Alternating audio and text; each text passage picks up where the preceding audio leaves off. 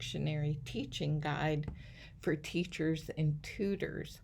Before we get started on the workshop, I need you to be sure you have the Illustrated Dictionary Teaching Guide in front of you. And also, you'll need some scratch paper and a pencil, or pen is even better. Um, and we'll just jump right into it. Well, here's me several years ago, and I was with a guided reading group of struggling third grade readers, and I was showing them the difference between a picture and a vase because there was a story and it was talking about a picture, and they really didn't know what that was.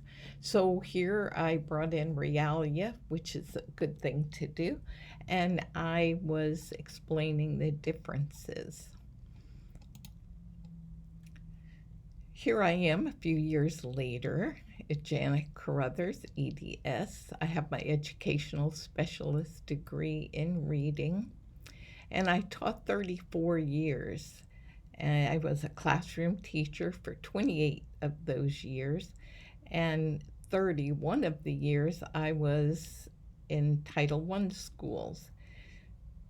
Most of my experience was in kindergarten, second, third, and fourth grade, but then in later years, after I got my advanced degree, I became a reading writing specialist for a few years, and then wanted to go back in the classroom because I missed it. And I went and taught third grade and took my students to fourth grade and then to second grade, and taught that for a while. And then I was an academic intervention specialist in the same school. And my experiences with students in the Title I schools is really what ignited my passion for giving children the words they need. It was there that I realized the huge gap between what adults think children know and what they actually do know. And this actually happened in a third grade reading group. The child was reading, it was actually a Basil story in their third grade Basil reader. And it said the duck waddled up the bank, and he looked quite confused. And so, of course, I had to find out why. And this is what he was visualizing. And of course, he was not understanding or able to visualize properly. So I made a list of common words my students didn't know, and from that list, I came up with a new idea to help them. And it really did help them, and part of my original idea actually helped a local school go from a D to an A in just 1 year. And that's what we're going to be talking about today. Now, I'm sure you've heard that the size of one's vocabulary is a strong, if not the strongest, predictor of academic success. So here's why that's true. First of all, vocabulary helps us learn new words and other things easier and faster. Now, this is where you're going to need your scratch paper and your pencil. I'm going to show you a shape, and I'm going to give you 5 seconds to study it, and then I'm going to take it away, and you're going to try to draw that shape. Now, the reason that we're doing this is because I'm saying that it's easier to learn something new. You can learn it easier and faster if you have something already in your head that you can hang the new information on. I'm sure you've heard that before. That's why we do build background knowledge before we teach certain things. And we give them vocabulary before we teach certain things. So we're going to see if this is really true. Is it true that when you see something new or you hear something new, that it's easier and faster to learn it if you already have something in your head to hang the new information on? So, are you ready? Don't pick up your pencils or pens yet, just study the shape. 1, 2, 3, 4, 5. Now pick up your pen and draw the shape. When I do this in a live workshop, everybody's mumbling about noun. So you should have had enough time to try it. Let's see if you did it. So how did yours compare to this one? Well, now I'm going to show you that one was 14 sides. Now I'm going to show you a shape that is 18 sides. And we'll see if you can learn the shape easier and faster. So here we go. You ready? Put your pen down. 2, 3, 4, 5. Now draw it. Now during my live workshops, I hear mumbling of, oh, that's easy. And sure enough, they duplicate it. Let's see if you did it. How did yours look? Well, probably yours looks pretty much like this, because as soon as you saw it, you said, oh, that's a H on top of 2 triangles. So because you already had something in your head that you could hang this new information on, you could learn it easier and faster. Whereas this shape, it didn't really look like anything that you already had in your brain to hang the new information on. So that's why vocabulary and background knowledge is so important to help us learn things easier and faster. The larger the vocabulary about whatever you're trying to learn, the faster and easier you'll be able to learn it. I know they used to have these big manuals for computers, and a person who didn't have the vocabulary to understand what they were reading, even though they could read all the words, just like your students probably can, they couldn't understand what they were reading. So here's another reason why the size of a person's vocabulary is maybe the strongest predictor of academic success. A large vocabulary is key to being an independent learner. As teachers, we can't teach every single thing. Students must become independent learners. And that's actually our goal, to create independent learners, right? But in order to become a good independent learner, your students have to have a large vocabulary. Here's another reason why a strong vocabulary is a predictor of academic success. Authors can't tell the reader every single thing. They depend on the reader using what they already know to make inferences. Well, you can't make inferences without knowing the meanings of the surrounding words, right? Also, when teachers or authors try to tell students the meaning of an unknown word, what do we usually do? We usually use synonyms. It's like such and such, or antonyms. Well, this new thing is not like such and such, to explain it, to explain the new thing. But children with a weak vocabulary don't know those words either. So, and I've just seen this over and over again. In these instances, it's helpful to have either the real item to show them or a picture of it. The haves and the have-nots. Well, we know that in a classroom, we have some haves and we have some have-nots. The haves, they were read to each night with discussions about the pictures and the story. Their daily questions were answered and elaborated upon. I remember a couple of years ago, my poor granddaughter saw a Brinks truck and made the mistake of asking me about it. Well, by the time I finished, she knew what it was made of, she knew what it was for, she knew where it went every day. But all of that built her vocabulary, and those things turn children into haves. They engaged in high quality conversations with their parents.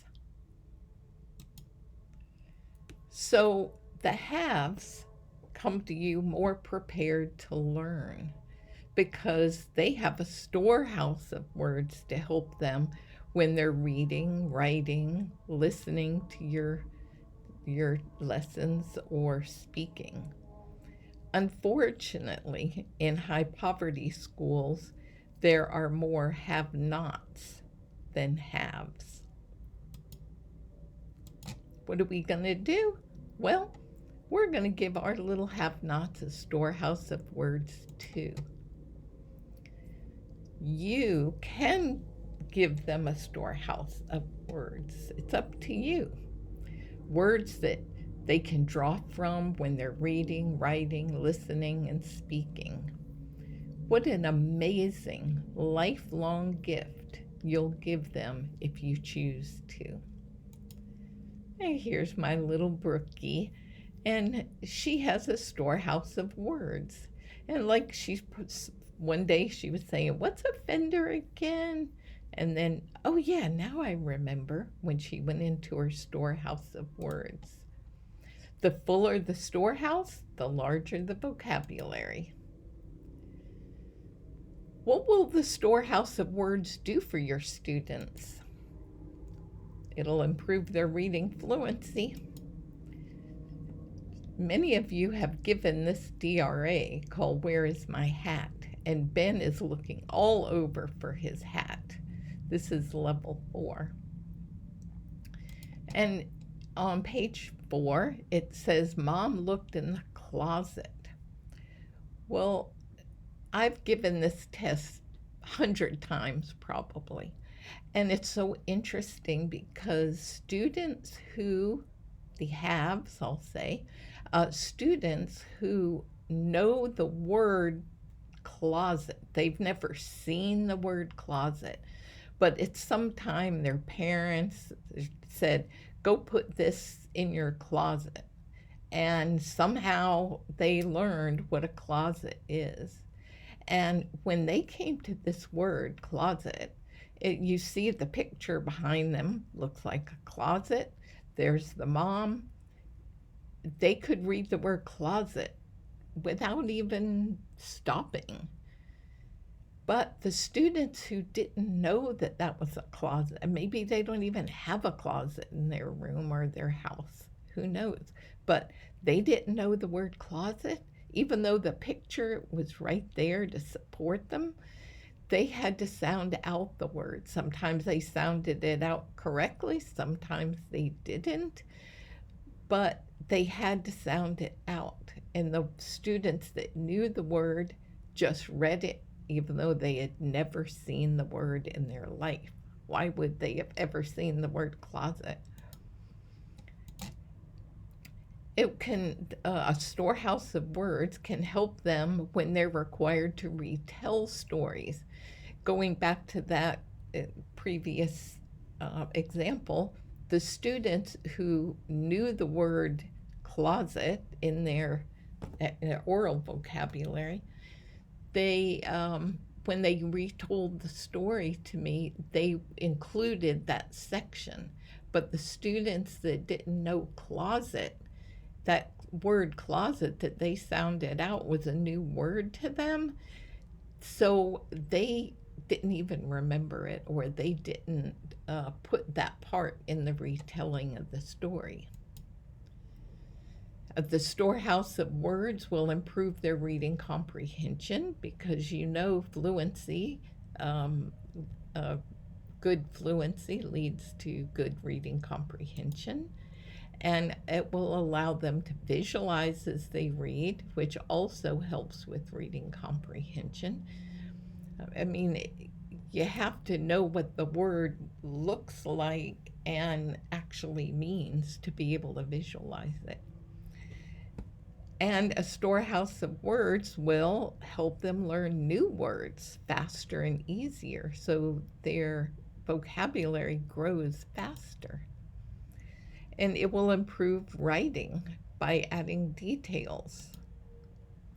That sounds great, but how can we fill the storehouse of words?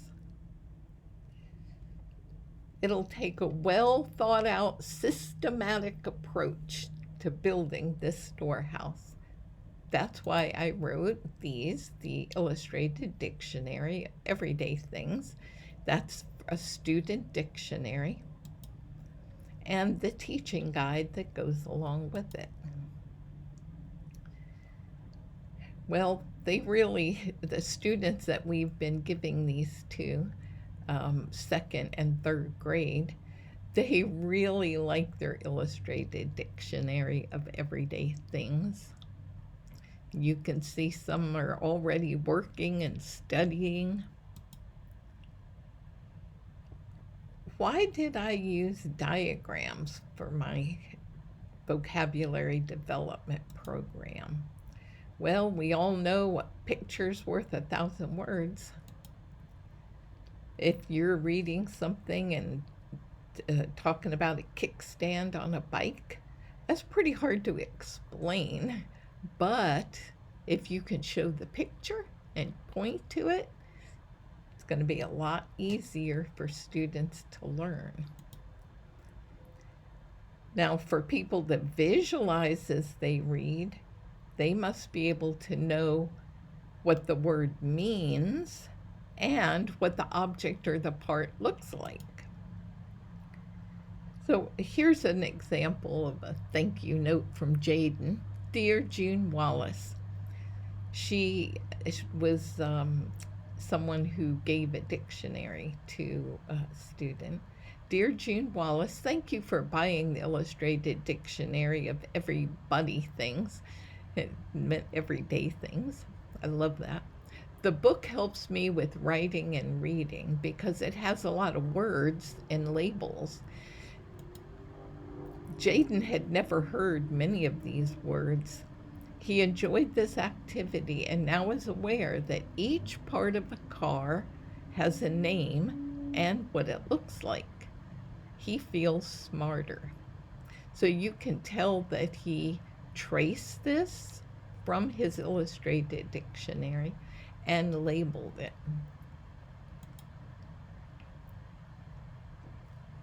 And here's another, whoops, sorry. Thank you for giving a special dictionary book so I can learn new words. I like this book because I can see pictures and learn new words. My favorite part is a part of a duck. I like the duck's webbed feet. What do you call a duck with white fur? Well, this child really is going to need a little bit more lessons on ducks. I did want to go back, though, and read this other one because it's so cute. Dear Janet Carruthers, thank you for giving me a dictionary with the new words and parts of things that are in diagrams. I like this book because I can learn new words. My favorite part of the book is fun to learn new things. Can you answer this question? What do you call a thing to flip meat? Well, one of the pages, actually two of the pages in their Illustrated Dictionary has kitchen utensils. She must have liked that one. So we've just done that one. Dear Pat Lynch, another person who gave a book. Thank you for buying the Illustrated Dictionary of Everyday Things. I enjoyed the book. I like the picture of the dog and the bird. Your pictures are beautiful, and I love the three little hearts. So, this girl traced the picture from her Illustrated Dictionary and labeled it. The words I chose to put in the Illustrated Dictionary aren't just any words. Remember my list that got me started on this when I listed things that students didn't know, like common things. Well, the words I put in the Illustrated Dictionary, they're not wow words. They're not academic words. They are everyday words.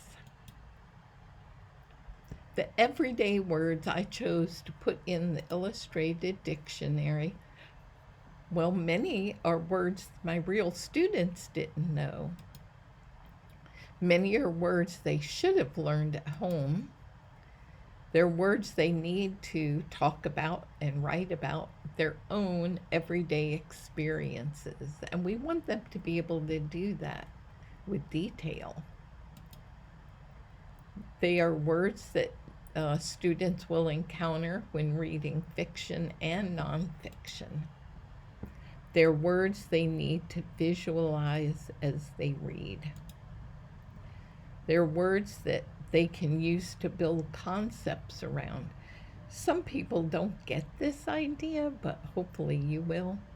If you are teaching parts of a house and you show the peak of a roof, and then you turn to landforms and you show a peak of a mountain, students are building the concept of what peak means. So when they hear on TV or they are reading something that said something peaked at a certain time, they have the idea of what that concept means. And there's so many words, that nouns, that are in the Illustrated Dictionary, like paw, that build the concept of if somebody is pawing something, or a dog pawed the ground. Children actually love learning these everyday words. So let's get into the teaching guide. If you want to, you can open it up and go with me, or you can just watch the slideshow. But the first thing is a table of contents. And the table of contents shows where each section in this guide is. So first thing is a letter to the teacher or tutor. When I first started writing this, I was writing it as part of a tutoring program where it would be one-on-one with a student, but I adjusted it so that it can be one-on-one if that's what you're trying to do, or it can be done in a guided reading group, or your shared reading, or your teacher read aloud. And then there's a list of children's books that go with the lessons. So if you are teaching, and you'll see this in the later pages, if you're teaching something about a bicycle, there's a book for it, Duck on a Bike. And then this is a correlation between the Illustrated teaching guide and the table of contents, from the Student's Illustrated Dictionary. So if you were going to teach something about a shoe, you could tell them to open up their book to page 52. Now this is sort of the meat of the teaching guide. It's these discussion lessons, and you'll see that there's the object, some ideas of what to talk about, and the books that are listed that you could read during this discussion lesson, but we're going to get into that more later. And then there's a bunch of activities with directions, and then there's ways of using and extending illustrated dictionary lessons, and it's 4 pages of ideas.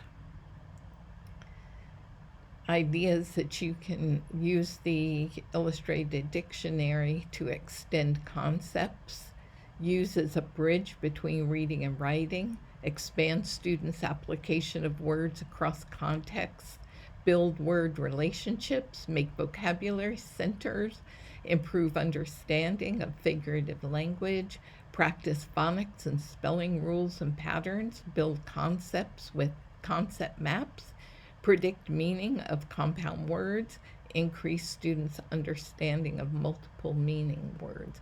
So there's a lot of great ideas. And then the last part of the book is where I give you the same picture as the students see in their illustrated dictionary, but there's no labels because you're going to use these pictures to label with the students. So how to use the illustrated dictionary and this teaching guide to fill the storehouse? Well, according to the Florida Reading Association, there are 4 broad research-based practices for building vocabulary. Building word consciousness. You do that with lists on the walls and being excited about words. Building strategies for independent learning. Engage students with opportunities for wide reading, which with struggling readers, this is the least effective way to build vocabulary, but it will work. And explicitly teaching the words. This is in red because that's what you're going to be doing. These 4 research-based practices were in an article in Educational Leadership by Blackwitz and Fisher. So you will have to explicitly teach the words and labels. Blackwitz and Fisher suggest 4 steps to explicitly teach new words so that your students can learn the new words and retain them. They refer to these 4 steps as STAR: select, teach, activate, and review. You now have everything you need to select the words. You'll use the illustrated dictionary for this. You're going to decide which labels you want to teach the students. Then teach the words. You'll use the teaching guide, pages 33 through 95. There's so many ideas in there for you. You need to activate their new knowledge. And students will use their illustrated dictionary and free web activities that I provide on my website. And to review and revisit the words, you'll use the teaching guide and web activities. The illustrated dictionary and teaching guide will help you explicitly teach the new words during guided reading, shared reading, teacher read aloud, or as part of your special intervention program. Some people have tutors, like volunteer tutors that come into a classroom and help. You can use parts of this program in that capacity too. Step 1 in STAR is select. Select which objects and labels to teach. Perhaps the object or one of its parts is mentioned in a story or in a science or social studies lesson. Maybe it's something that came up in a classroom discussion and you found out the students don't really know what it is.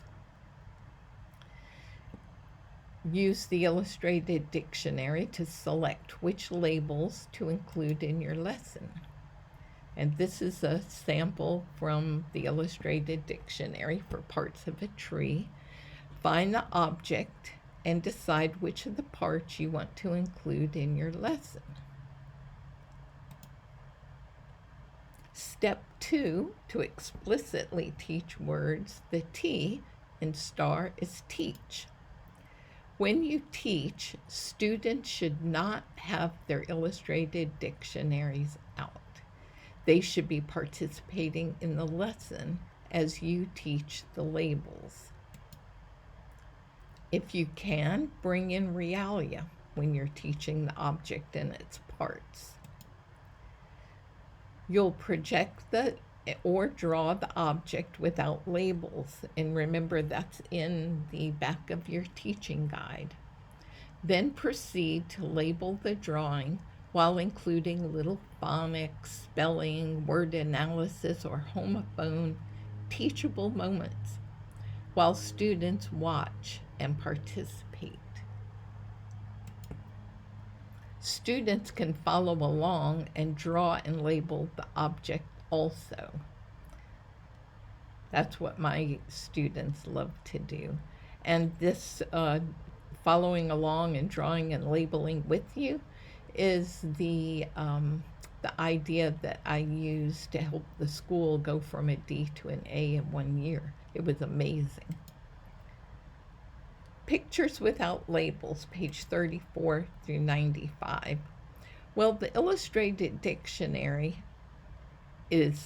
shows all the labels. And if you were going to teach parts of a dog, you would decide, well, I don't really need to teach 4 legs, maybe.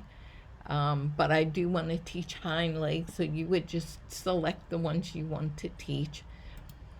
And you would project this onto your whiteboard, or if you're brave, you could draw it. You should have seen my drawings. They were pretty pitiful, but the kids loved it. Now, when you're deciding which labels to teach, let's say you're going to teach tail. Well, all the students know that that's called tail. But that's where a teachable moment comes up, because you would ask a student how to spell tail. And if they spelled it T-A-L-E, there's a teachable moment that you could say, well, that's another kind of tail, etc. Step 3 to explicitly teach words is the A for activate new knowledge. Later that same day, after you've taught the object and its parts, have students use their illustrated dictionaries to trace and label at a center or their desks. They can build their own book, and that's what my 2nd graders and 3rd graders and 4th graders wanted to do. And that's showing that little 3rd grade group again. Now, if they drew and labeled as you were teaching, then of course they wouldn't do this at a center. But sometimes teachers would rather the students do this at a center. Have students write their own definitions of several parts. You could put that at a center.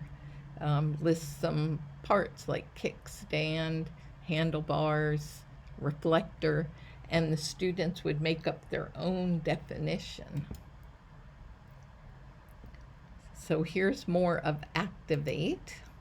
And this actually was from, I think the end of 1st grade. And the teacher had taught parts of a melon. And she had the students work in their journal and draw a picture of a melon and then write about it. So this is what she wrote. It's so adorable. The parts of a melon are really familiar, like the meat. Why would anyone name the inside of a melon the meat? And do you know what the outside of a melon is called? The rind. And there is one more thing you need to know. When you have a seed in your melon, take it out.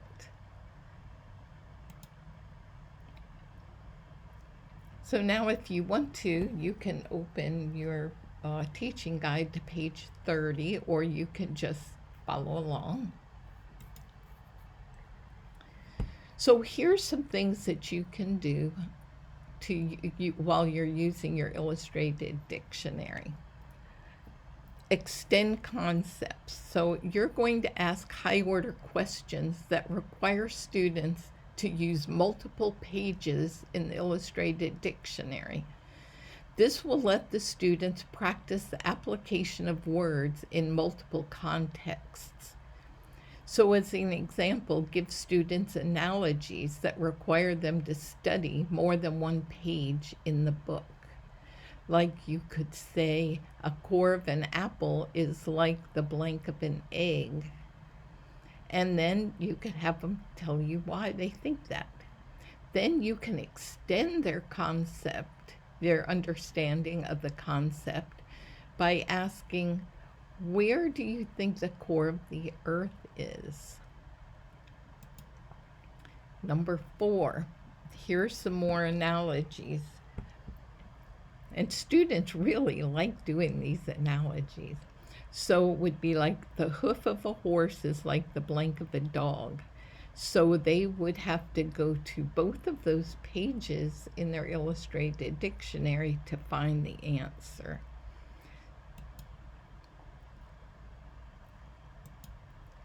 Number 5A, trace and label the object you're studying, then write about it. These are things that you can do in a vocabulary center. I'm sure you can think of a lot more, but these are things that I've tried. So, like the picture showed before, you can have them trace and label the object.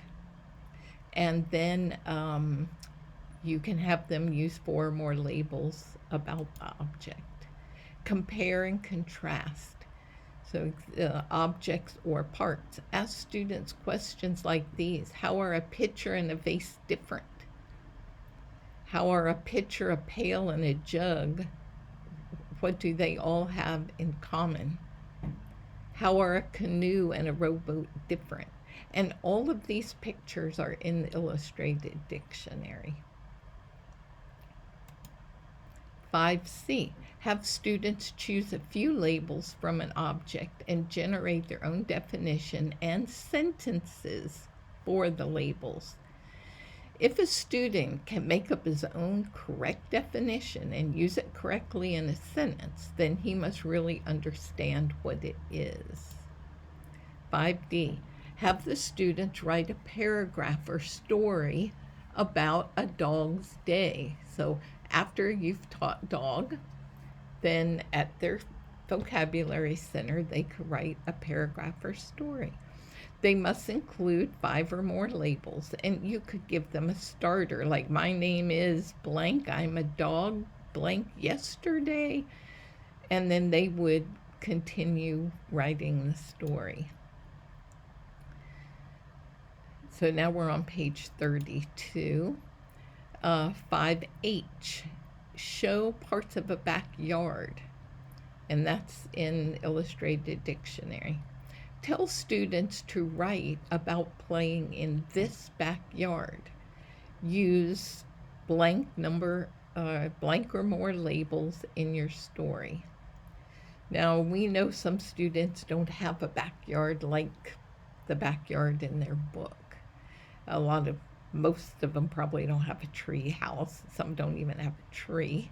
But now the next part of the assignment would be, now underline with a crayon the things you have actually done.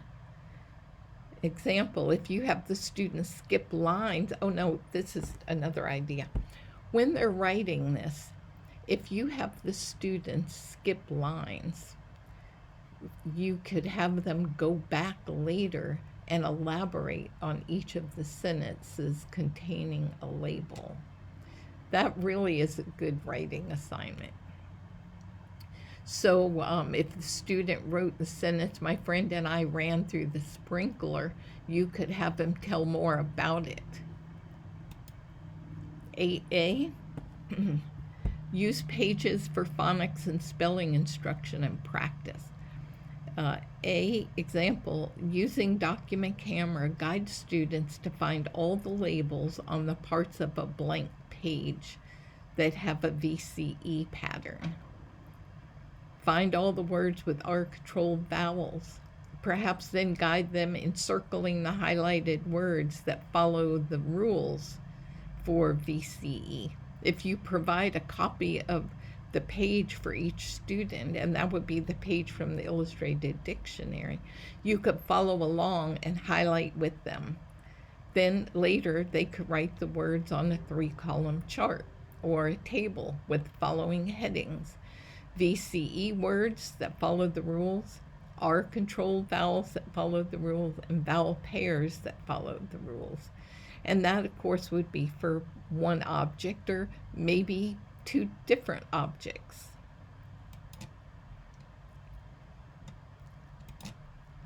Number 10, use knowledge, and this is still an idea for vocabulary centers, use knowledge of individual words to predict meaning of compound words. Have the students play why they named it that riddles, like an eyebrow. They would have to know that another word for forehead is brow to be able to answer that question. Number 11, increase students' understanding of multiple meaning words. After teaching parts of a tree, discuss branch. Then explain other meanings of branch, like branch of the military, branch of a river, branching out into a new hobby. Many words in Illustrated Dictionary are multiple meaning words. Example, like face of a person and face of a clock. And you could extend that one with face of a 3-dimensional object. Step 4, to explicitly teach words, the R is for review and revisit. This is the most effective and yet the most neglected part in this STAR program, the STAR idea. And a lot of teachers, they don't review and revisit because they have too much to do that. They have to keep teaching. But the students aren't going to really retain the information unless it's reviewed and revisited. The key is to have the students manipulate the information in as many ways as possible. So let's talk about review and revisit. You would use the teaching guide. So on day 1, you would have projected the object, you would have labeled it, taught the little lessons. The students would have gone to a vocabulary center either that day or the next day. And if you don't have centers, they could do this at their own desk. But they would draw the object and label it if they hadn't done it with you. They would go through some of those other vocabulary center ideas. And now the next day, you would turn to your teaching guide and you would find the object that you had drawn and you would review it by using the discussion questions. So the first thing that you would do this day is you would read the suggested story or another story you know that has that object. And then you would start going through these questions. And these are open-ended questions that really make the students think. Remember, you've already taught the object and its parts. So you would read one of these 2 books or another book that has a picture of a bicycle. But this one, Duck on a Bike, is just adorable. You'll use this for animal feet, for all sorts of different things. Ask, why does a bike need a kickstand? And have the students, tell you or turn and talk. What do you think would happen if a bike did not have handlebars? So here's some ideas of why do they call it that game. Ask, why do you think they call them handlebars? Why do you think they call them hand grips? And then what you could do is on the blackboard or whiteboard, sorry, you would put choose a label, write your own definition for that label. Be sure to include what it looks like, where it is, and what it does. So here's another example, boats without motors. You could ask them, how are a canoe and a rowboat different? How are they the same? How is a sailboat different from a rowboat? And remember, you will have already taught the lessons. Here's another example.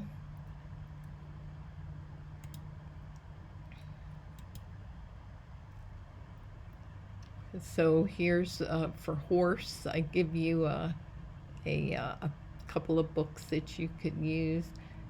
Talk about hind legs, and that hind means the back, and so they're the back legs of the horse. You could discuss that if you read about a horse rearing up on his hind legs, that it means standing up on his back legs, and this happens if the horse is startled. You could have a discussion about it. But really stress the words mane and hind legs, because those are two things that are actually in a lot of books. You could show animal feet and find the feet of a horse and tell them, that that's hoof. Of course, they'll already know that because you would have taught the object, but you could show them what hind legs, what a hoof really looks like in a picture. Then cooking utensils, there's actually 2 pages, and you would ask things like, why do you think they call it a cutting board? If you look at number 1, which of these utensils do you have in your kitchen? You could have the students go home, and that could be homework, to draw the things that they have in their kitchen and label it using their illustrated dictionary when they get back to school. So here's just different ones, and I just wanted to show you some of them. But time of day is something that a lot of times we don't think to teach, but it's really an important one. And in their illustrated dictionary, there's a line drawing of the horizon and the sun and coming up and going down. And remember, you will have already taught this, but when you read a book about it and talk more about it, you could talk about what meals they eat in the morning and at noon and at night. And be sure you actually use the word meals. I've seen this come up so many times. That's why I decided to put it in this PowerPoint. So step 4 continued. We're still in review and revisit. A few days later, download an activity from my website, Children's Literacy Publications, and you'll see a teacher page, and there's a link to an activities page. And these are free for you to print out. And this is one of my favorite ones, reinforcing vocabulary, phonics, and spelling patterns. I took the picture from their illustrated dictionary, and I took out some of the letters from each of the labels. And I took out diphthongs, R controlled vowels, VCE, blends, those kind of things for the most part. And I put them down in the bottom here for the sound bank. And then they would say if they're going to fill the twig, they could look in their illustrated dictionary if they wanted to, if they didn't remember, and they see twig, and so they would go into the sound bank and they would find the TW. They would put the TW in the blank and cross out tw. And if they wanted to check it, I put the word bank here just as sort of self-correcting thing.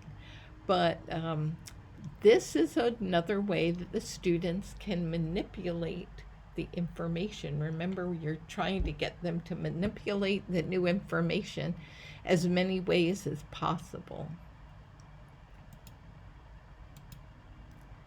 Here's another example of an activity. It's following written or oral directions while reinforcing vocabulary. If you were going to just print this out and give it to the student, they would be following written directions. Put a blue X on the palm. Color each joint or knuckle on both pictures red. They would be following directions. If you wanted it to be a following oral directions activity, say you're trying to get them ready for listening to directions for tests, then you would cut off the bottom part and that's what you would read.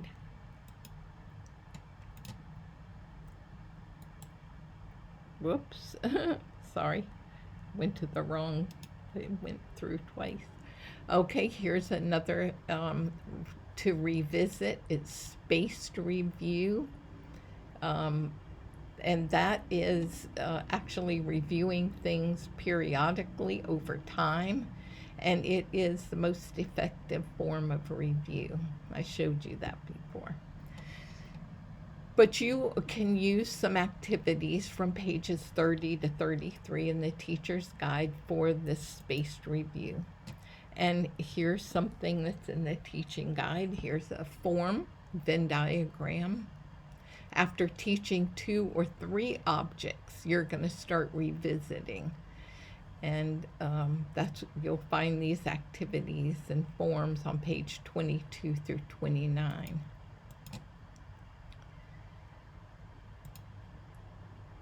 So you're going to see many revisiting activities on childrensliteracypublications.com free-activities.html. Oh, here's another one. This was fun to make. After you had taught 3 animals, cow, pig, and fish, you would give them this word search. But we don't want them just finding the words in there. I mean, it's okay, but we should challenge them.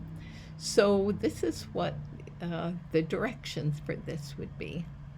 This puzzle is all about parts of a cow, a pig, and a fish. Circle parts of a cow in red.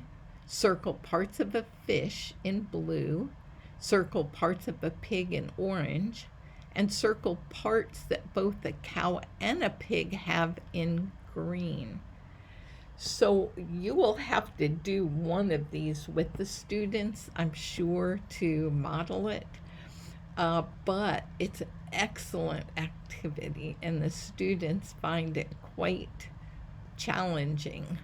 So when you say circle parts of a cow in red, they would take a red crayon and go into the word list and they would find it here and then circle it and then go up and circle the words here also in the same color. Here's another form for spaced review, and this is the same idea as I just showed you, but the students make up their own word search, and they make up a word search that another student is going to solve. So the directions that were, circle parts of a body in blue, parts of a horse in brown. You'll have to write those on the board uh, before the second person solves this. But to begin with, you would just have students do this themselves. They write all the labels in the word bank of 3 different objects, all the labels down here. Then they would put the labels up here in different places and then fill in all the blank spaces with random letters. And then you would collect these. Then the next day you would hand them out. But if this was John Smith made it, you give his to somebody else. Then you show the directions for what color to circle each thing, put that on the board, and the second student solves the puzzle. It's good, and it gets them actually double duty, really, because they made up their own, and now the next day or 2 days later, they're going to have to solve somebody else's puzzle. Here's for revisiting, don't forget your vocabulary word wall. That's really the ultimate in spaced review. And see ideas for vocabulary word walls at my website, childrensliteracypublications.com. It's actually a featured article with pictures of actual vocabulary word walls that I had when I was in the classroom. You have everything you need to help you explicitly teach the new words. Will you fill their storehouses with words they can draw from when reading, writing, speaking, and listening? Will you give them the words they need? Here's just a couple of other ones I had to include. Dear Darlene Collada, I traced a diagram of a melon. I labeled the melon. I'm proud of myself, and I am 7 years old. I love this book. Thank you for this book. And then this one down here is hard to see, so I typed it out. Dear Velasca Lopez, I appreciate the dictionary book because I can learn more about stuff that I don't know. You are the best. I have a broken arm. By Jackie. Thank you for giving me a dictionary book. I like it because it helps me learn. My favorite part was the ladders. Can you answer this question? What is this called? A big stick on a boat for the wind. Love you. That's cute. I love the little pictures. Thank you. You're welcome.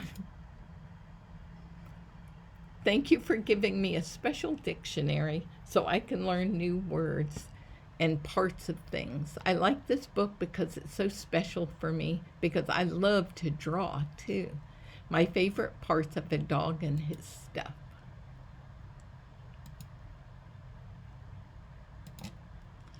Every year on the first day of school, I would put my goal on the board. And everything I did was to achieve that goal. My goal is to make you the smartest students going into the 3rd grade. If I was teaching 3rd grade, I said 4th grade. Achieving my goal begins now. Will you turn your have-nots into haves this year?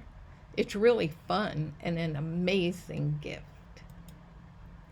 It's all about giving children the words they need. I hope you enjoyed the workshop, and I hope you take on the challenge of filling your students' storehouses with words. Enjoy your day.